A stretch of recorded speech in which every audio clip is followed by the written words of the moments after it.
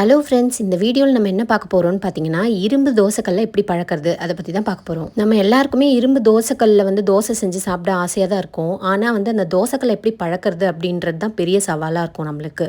நான் சொல்கிற இந்த டிப்ஸ்லாம் கேட்டிங்கன்னா உங்கள் தோசைக்கல்லை ஈஸியாக பழக்கிடலாங்க. வாங்க டிப்ஸுக்கு போகலாம். ஃபஸ்ட்டு ஸ்டெப்பு, உங்கள் இரும்பு தோசைக்கல்லை சாதம் வடித்த தண்ணி இருக்குல்ல, அந்த சாதம் வடித்த தண்ணியில் 2 நாள் ஊற போடணும். உங்கள் வீட்டில் டெய்லி வடிப்பீங்கன்னா டெய்லி தண்ணி மாற்றியும் வைக்கலாம். நீங்கள் இந்த மாதிரி ஊற போட்டதுக்கப்புறம் அந்த தோசைக்கல்லேருந்து துரு வெளியேறதை நீங்கள் கண்கூட அந்த தண்ணியிலே பார்க்கலாம்.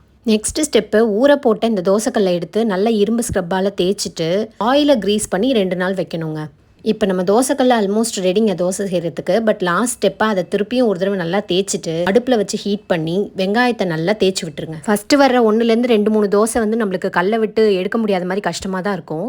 பட் அதுக்கப்புறம் நம்மளுக்கு சூப்பராக தோசை வர ஆரம்பிச்சிருங்க.